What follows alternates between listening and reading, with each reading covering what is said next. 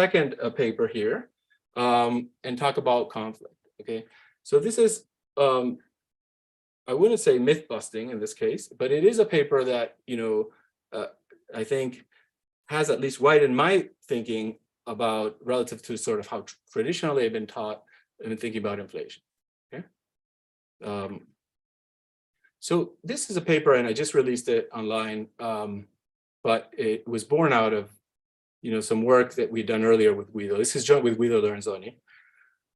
And what we do in this paper is two things. Okay, the paper describes a little more the literature and a lot of things like that I think are interesting that I won't have time to talk about. But let me tell you concretely what we have to offer. Okay, so the conflict idea is not new, but I think we will have some important contributions. And also the conflict idea is not so well known among mainstream macroeconomists. Okay, so we're going to do two things that I think are useful. First, we're going to provide a very bare bones model, a stylized model that I'm going to use for intuition reasons. I don't want you to think of this model as super realistic or anything. It's purposely unrealistic, but it's not going to have any money. It's not going to have any credit. No one can save or borrow at any interest rate. There's no interest rates. There's no output. The amount of goods is an endowment. And so there's no monetary policy, and there's no natural rate of output, and there's no natural rate of employment. And yet I'm going to find that there is inflation.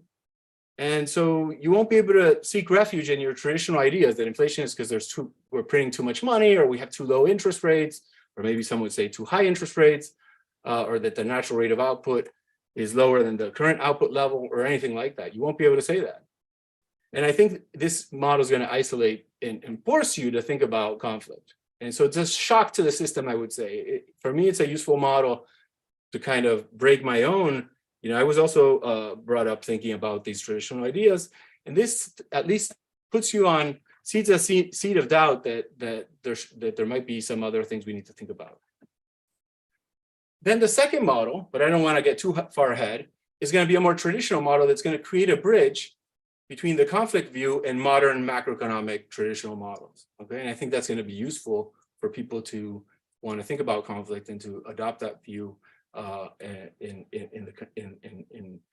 macroeconomics. Okay, and what we're going to show is that conflict inflation is not a different form of inflation; it's just the most proximate cause of inflation, and it's dwelling there in all our models. Okay, so that's going to be our perspective, which is a little different than sometimes the way conflict inflation is discussed, but we're gonna push this idea.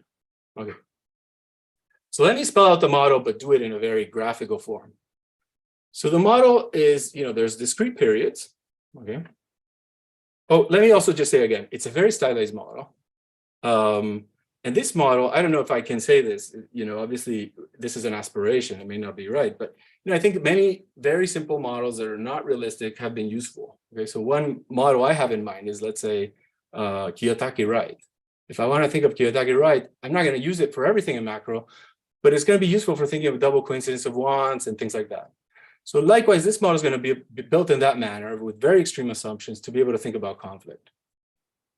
Okay, so here's the model. Imagine we start at period 1, and in period 1, and in every period, it's going to be the same. There's some endowment of goods. Agent A owns good A, think of it as apples, and agent B owns good B, think of it as bananas. And they want to trade. They both have preferences over these goods. And I'm going to assume preferences are symmetric in the following sense, that they both care about their good the same way, and they care about the other good the same way. Okay.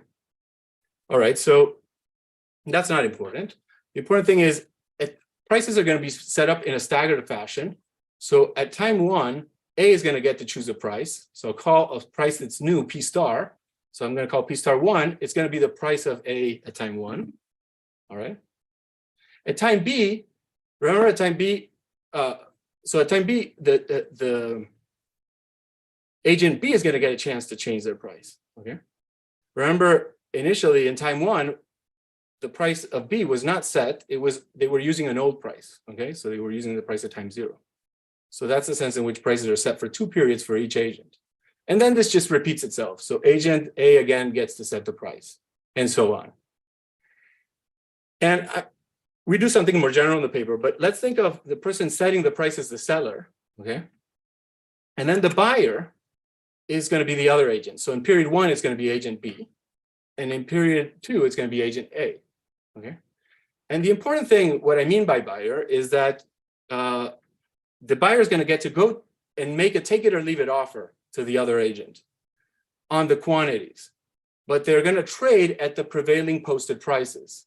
So in particular, in period 1, agent B is going to use the ratio, is going to think of the relative price of the ratio between the newly set price that A has just set and agent B's old price, okay? And he's going to make an offer on quantities.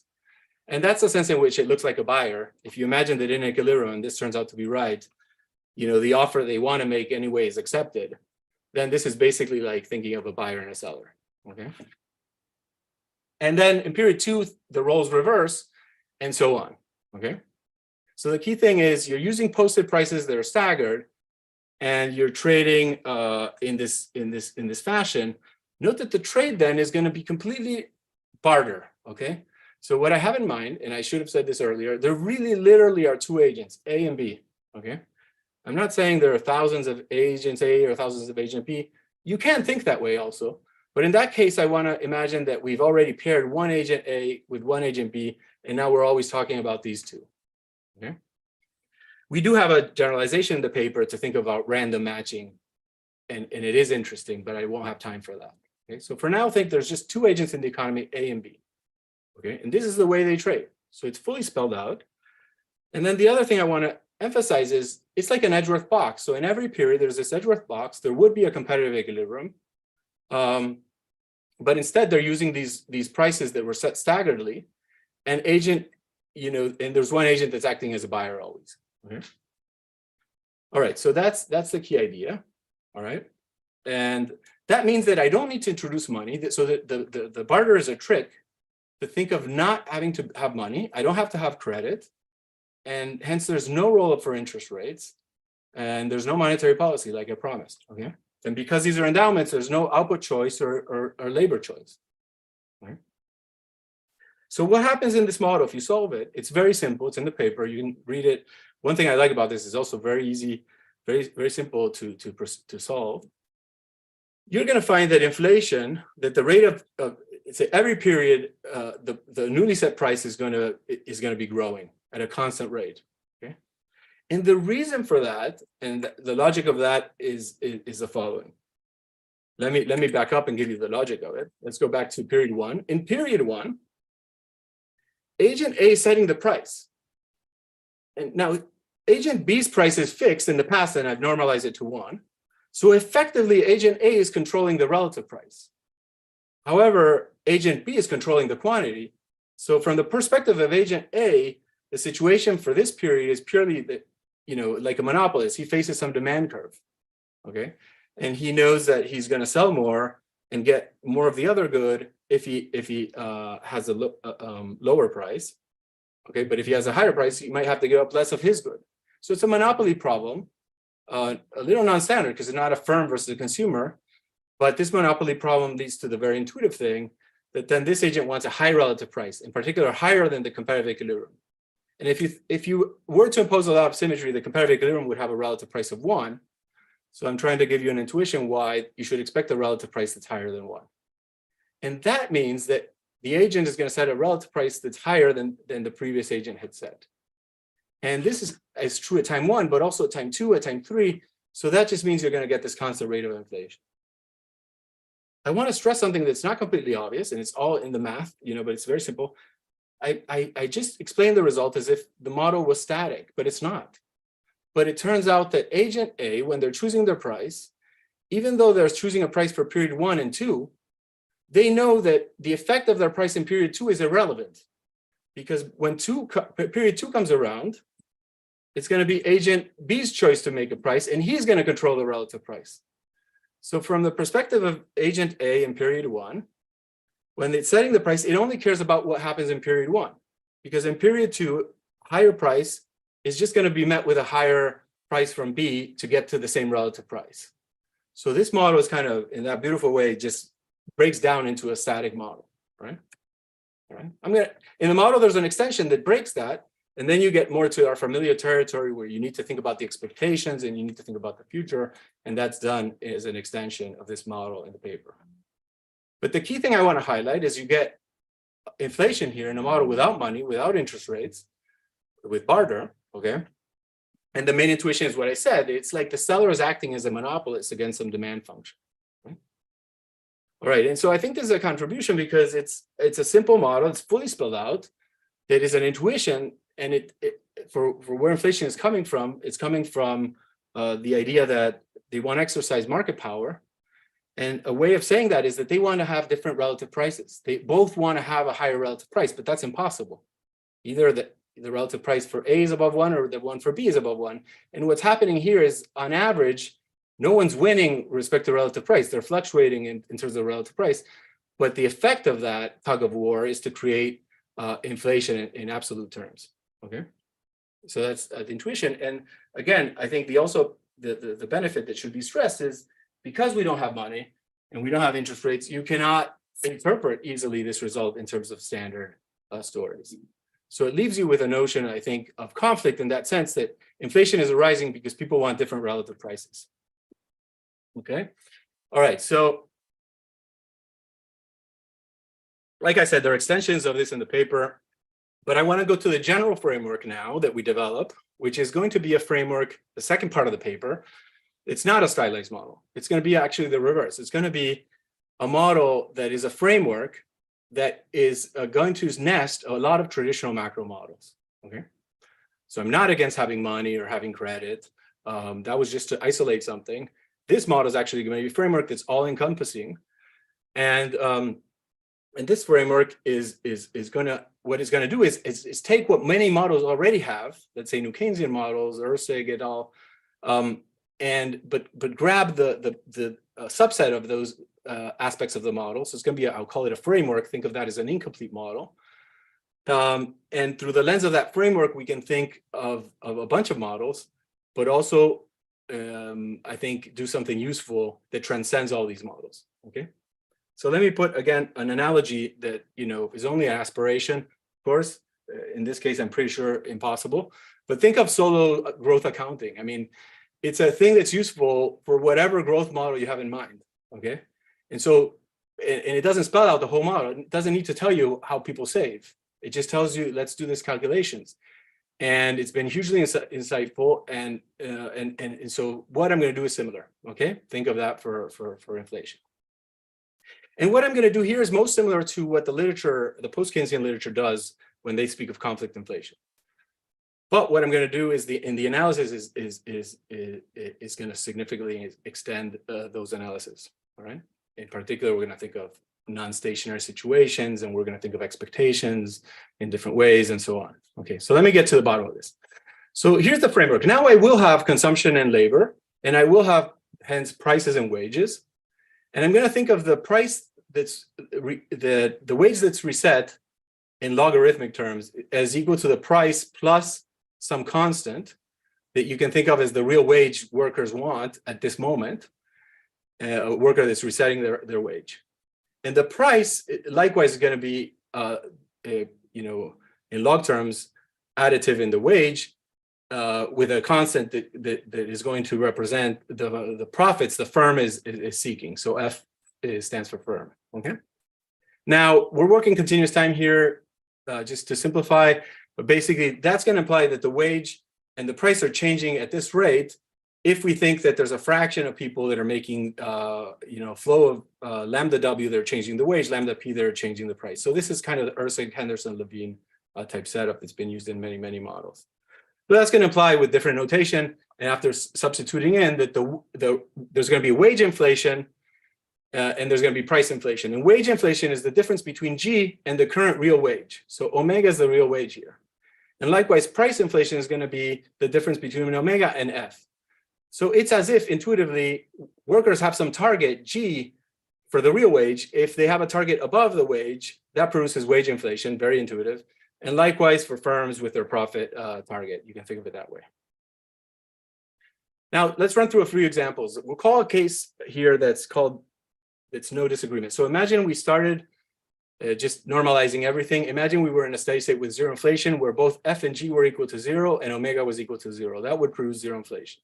And now imagine we consider a shock where no, F and G are not going to be zero, but they're going to be equal to each other. Okay, so F and G jump from being zero, and omega is zero now, but F and G, are jump variables. They jump to a new constant level, and common constant level F. Okay, so what is that going to do? Well, you can see from the equation for wage inflation that that's going to increase wage inflation. Okay, all right, and but it's going to do exactly the opposite for price inflation. Okay, so what you're going to get, okay, here I did it the other way around, but the important point to make is it's always going to push price and wage in opposite directions. So if we get a shock to the levels of F and G, but not to their difference, you're going to get inflation in one side, but not in the other. Okay, so that's going to be something that's going to generalize. Instead, we're going to think about an opposite case, a case where there's a lot of disagreement, so that the shock pushes F, but it does not push G. So G stays where it is. So this would be suddenly firms want higher profit margins. Okay. Now this is going to produce positive inflation, but also eventually it's more slowly produce wage inflation. Okay, so I'm showing you this dynamic. So it's this disagreement. It's what we call conflict here that is producing inflation that appears in both places. Okay, so I'm going to give you a result now about that a little more in a little more detail. Okay. Now, so what you can show is more generally, if F and G stabilize somewhere, maybe not common, but they stabilize at some F and some G in the long run, then the real wage is going to go somewhere in between F and G. Okay, and that's what this omega tilde is. And inflation and prices and wages are going to converge to each other, and they're going to converge to this level here that I want to stress. It depends on G minus F. And so that's the sense in which it's disagreement that produces long-run inflation.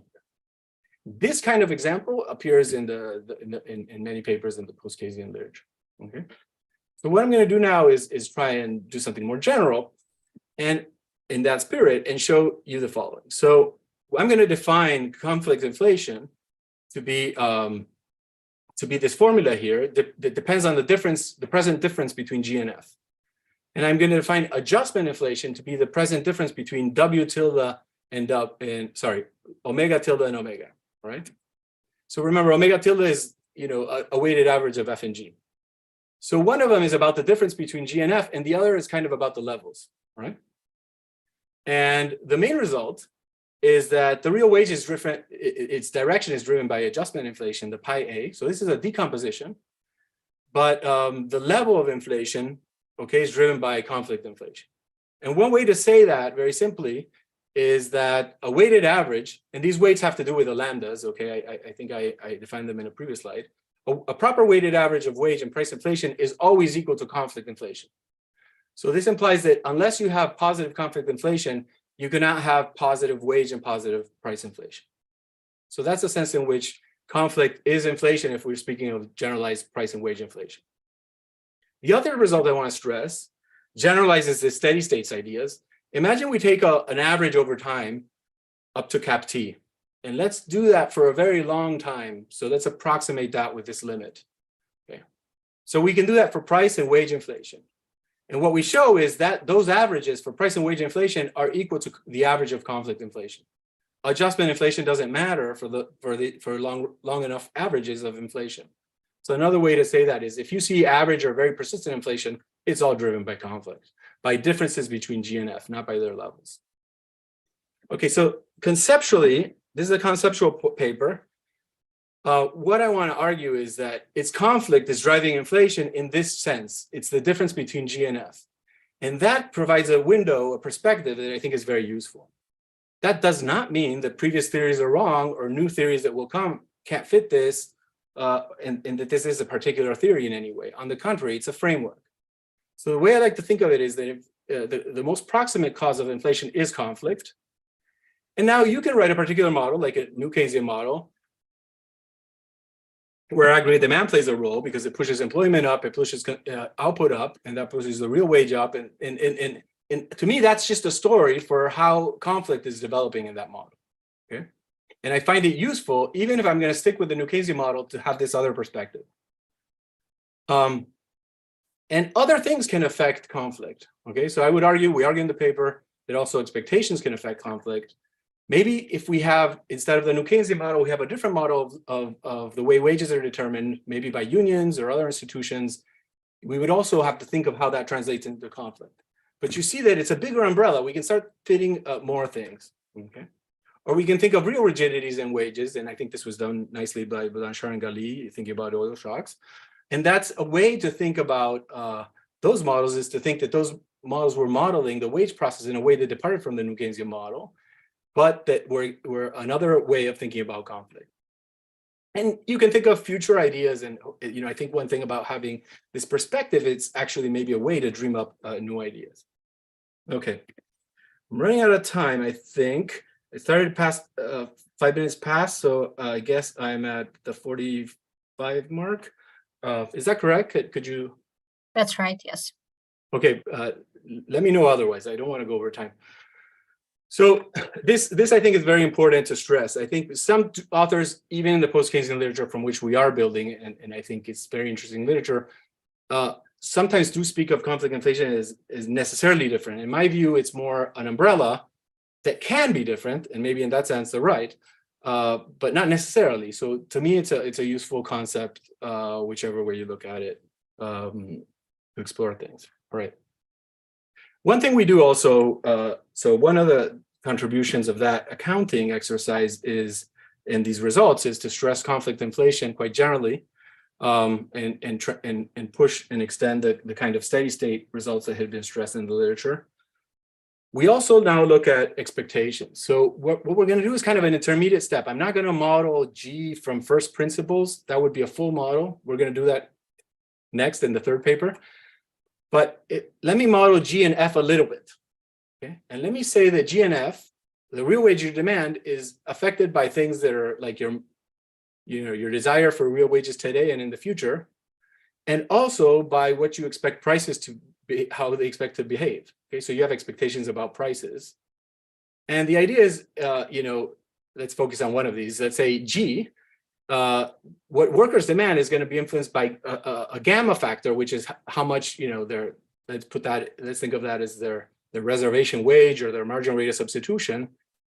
For now, I'm going to take that as exogenous.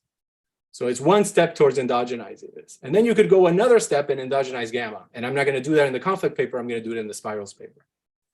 So taking gamma as given, what I am endogenizing here is that the G is kind of a weighted average of the gamma. But also, it's going to include the effect of inflation. So if workers think inflation is going to be very high, when they get to change their wage, they're going to demand a higher real wage today. They're going to do the overshooting we talked about earlier, and completely analogously for firms. Okay, so going through this rather quickly, that implies that a steady state, that the F is going to be related to the phi and the G to the gamma, but we're also going to get an effect. So sorry, this is imagining everything was constant. Then we get the simple formula, and the point is to say that now it's not just the exogenous thing, but also this inflation expectation, okay? And conflict then is going to be greater in situations where we have expectations of inflation. So under this view, the difference between G and F is going to be an intrinsic difference between gamma and phi, but also contributed by inflation expectations, okay? Now, we do in the paper also look at this. So this works for any expectations, much in line with the previous paper. We do also look at the benchmark of rational expectations, which again, I don't want to advocate that rational expectations is the best model of expectations. Nothing would be further from my beliefs, but it is a baseline. It is a benchmark, and is one that's used a lot. So it's of interest to study this model and now solve it out in the case of rational expectations, and we do that in the paper. Let me kind of spare you the details, but basically what we get is we're able to define conflict inflation and adjustment inflation in a way so that now conflict inflation is purely exogenous. It depends on the gammas and the phis, okay? Because we've solved out the contribution to that comes from in equilibrium having higher inflation expectations. Okay, so it's like a fixed point that we solve. And so once again, you see that if gamma were always equal to phi, conflict inflation would be 0. Okay? And then you have these coefficients, which I want to stress very quickly. I like that it's written gamma times 1 minus sorry, alpha times 1 minus alpha, where alpha is kind of how relatively sticky prices versus wages are. And that kind of speaks to the wage price problem I'm going to go into now, because it's saying that the biggest effects for conflict inflation are when, if for a given total stickiness, when things are kind of equal, right? Because then we get this feedback, right? So that's kind of suggestive, but I'm going to go real quick here, because basically what I have to say is that the same results I had before apply now to these definitions where we've solved out under rational expectations the contribution from inflation expectation.